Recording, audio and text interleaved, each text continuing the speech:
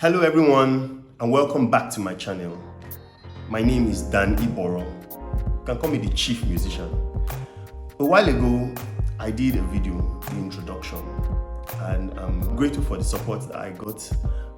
So today I'll be talking about the singer's asset. The singer's assets. What do you need to work on if you want to be an amazing singer? Do you have a challenge being on key?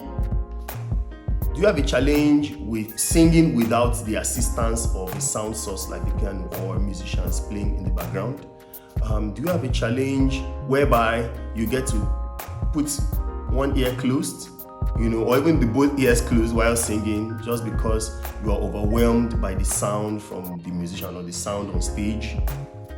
Then you need to know about this. The number one asset is the ears. Okay, so contrary to people's opinion, when they say that you need to work on your ear, you need to be sensitive with your ears, they are not referring to these ears alone. They're not referring to these ears alone, they're referring to two ears. So this one, and then more importantly, the mind's ears. The mind's ears.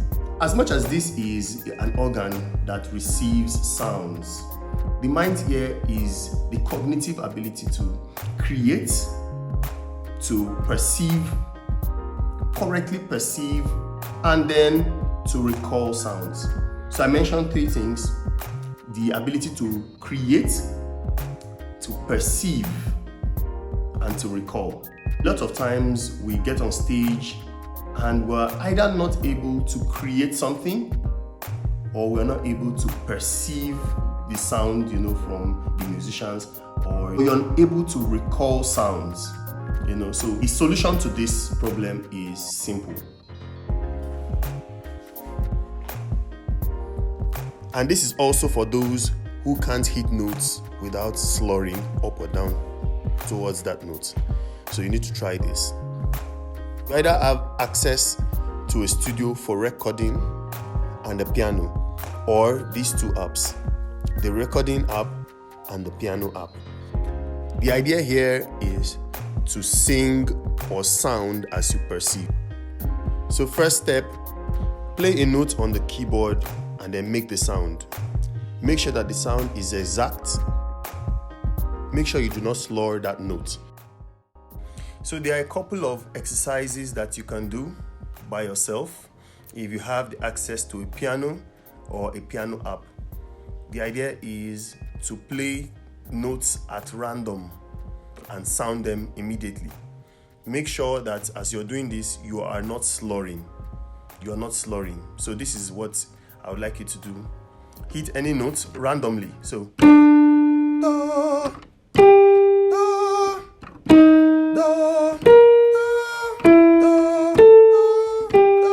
do. Make sure that you keep doing this. You can start with a slow pace until you're exact with your singing, and then you can increase your tempo or increase the speed. Then there's another one I would show you. All of this, remember, is to help your mind's ear. Next step is to pick a note and let that become your do. So pick a note and run a scale with it.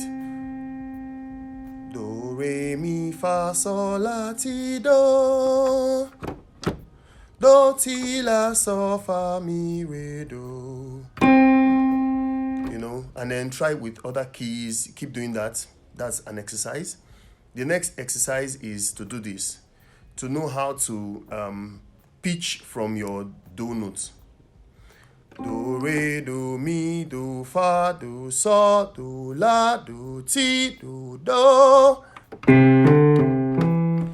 re, do, mi, do, fa, do, sol, do, la, do, ti, do, do. Do, ti, do, la, do, sol, do, fa, do, mi, do, re, do.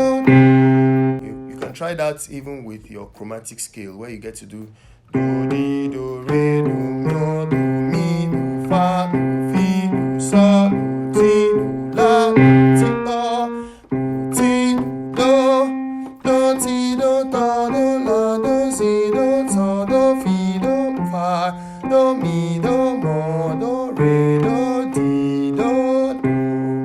Very important. This helps you to pitch accurately. whether it is on the short range or on the long range. There's another one where you get to do do, mi, so, mi, do. Do, mi, so, mi, do. Do, mi, so, mi, do. Do, mi, so, mi, do. Do, mi, so, mi, do. And then you keep doing that until you get to the very end. So I'm going to just do this for you.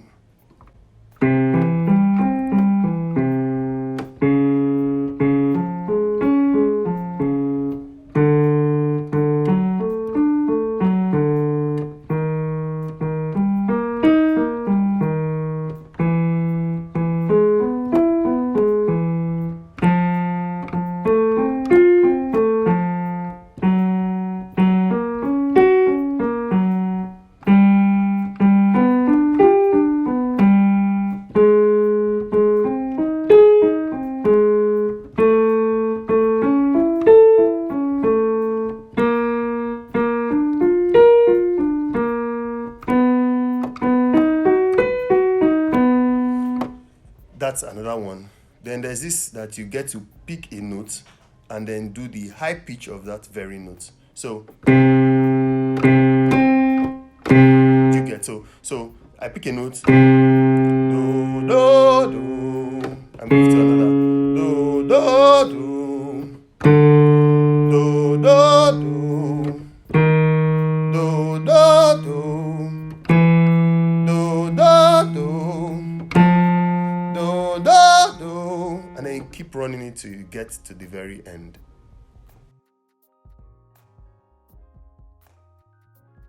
So you're tempted most of the times to want to hit the notes, but by slurring.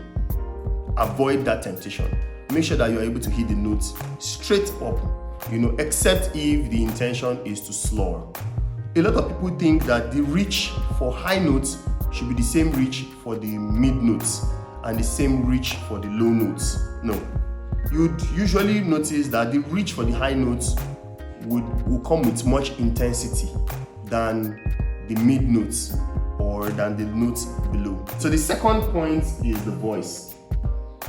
A lot of us really don't know what our voice sounds like or how to even use the voice, how to have the control of your voice, how to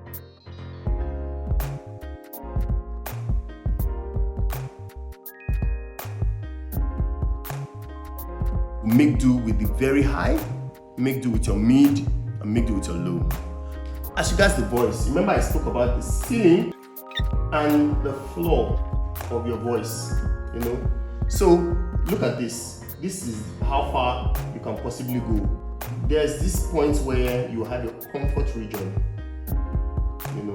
this around the comfort region. This is possibly where you'll be falsetting, and this is where you will possibly use your chest voice, and then this is the main voice, A lot of us think that we have a key. I have a favorite key. That is not entirely correct. The reason why I say so is because it's more or less limiting your voice to just a particular key. That's one. And number two, it's even not possible that you can maintain a particular key with a lot of songs. Now, you can pick two songs, one will fit that very key that you claim, and then the other song will not fit. That's because of the registers of the song, where the registers are placed or where the melodies are placed. So it's possible that some songs will have the melodies placed downwards, and then some songs, the melodies are placed upwards. So it's possible that you sing a song on key D, and you sing another song on key F. You sing another song on key B flat. So my advice to you is, before you get on stage, please rehearse with the keyboard. Try and download a virtual piano, or you can work with a pianist if you can't play the piano or you can't play the instrument. But make sure that you are able to get the very key that you can use. There are some people who get to do medley of songs. You want to be sure that the key favors all those songs. Find a comfortable key that is not so high or is not so low. That would help you. When you sing these songs.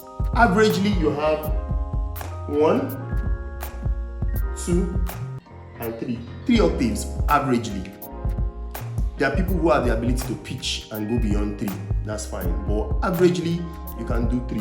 Now the challenge is usually working on these 3. Some people can do the mid and the low and have a challenge with the highs. So make sure that you work on the high points of your range, the mid point of your range, and then the low point of your range. Listen to songs. Now, what I would advise you to do is when you're listening to songs, don't be in a hurry to rush off the song. Sometimes it could just be a line. Observe the way the person sang the song and apply it to your voice.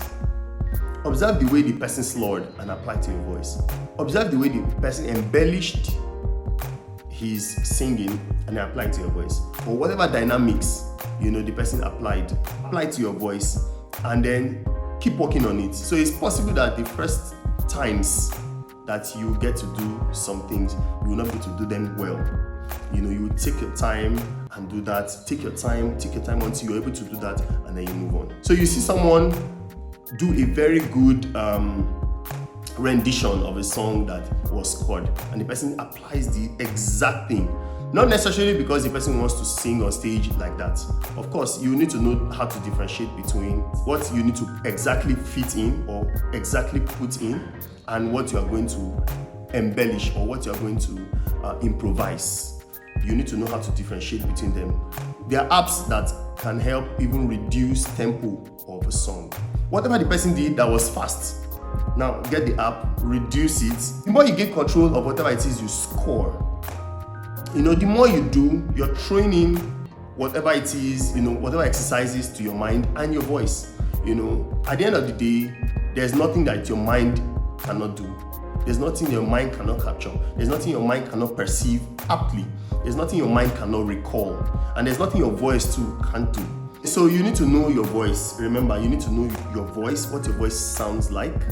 So you get to know what limitations you need to work on as far as singing is concerned. About the body. It's very important that you treat your body seriously. So you want to give your body the desired sleep that it needs, the exercise that it needs. You want to be careful the food you give it, especially when it's time to rehearse or it's time to sing. One thing that is very important as far as your body is concerned, how to manage your breath. So breath management is very important. Observe how you breathe in and out. Observe how you breathe in and out. You cannot sing well if you cannot breathe well. So learn how you breathe in and out. Be conscious about your breathing. Be conscious how you sing while you use your breath. Very important. So in conclusion, if you want to become an amazing singer, a singer that people reckon with, you are working on these 3 assets. Make a functional system between your ears, your voice, and your body. Thank you for staying true to this point. My name is Danny Borough, the Chief Musician, and see you in the next one.